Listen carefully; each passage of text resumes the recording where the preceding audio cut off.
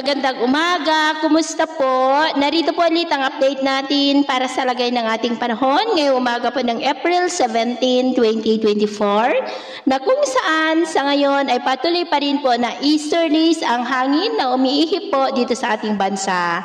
Habang patuloy pa rin na lumalapit sa southern part ng ating bansa ang sirkulasyon na ating minomonitor, pero nananatili pa rin na mababa po ang tsansa nito na maging bagyo, ngunit posible pa rin na magpaulan yan sa ilang bahagi po ng Mindanao, at ito naman ay pinapakita ng forecast model natin pong ginagamit hanggang po sa susunod na 2 linggo. At sa lagay ng ating panahon, ngayong madaling araw ay maayos ang panahon sa malaking bahagi ng ating bansa, pero may tsansa pa rin ng mga isolated rains sa ilang bahagi po ng Pangasinan, Capiz, Dinagat Island, Basilan at Zamboanga Peninsula.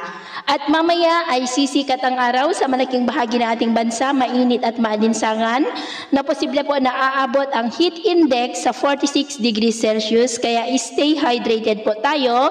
Pero sa kabila ng mainit na panahon ay may tsansa pa rin ng maulap na kalangitan with isolated rains sa ilang bahagi po ng Eastern Samar, Dinagat Island, Basilan, Zamboanga at Pangasinan.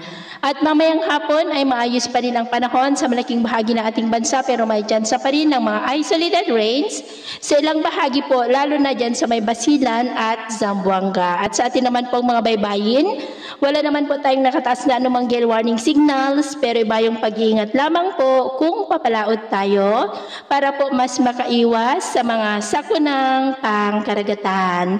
So ito po ang latest update natin sa araw na ito. Ako po muli si James na nagsasabing sa kahit na pagsubok po na darating sa ating buhay, huwag na huwag po tayong mawawalan ng pag-asa. Thank you and God bless.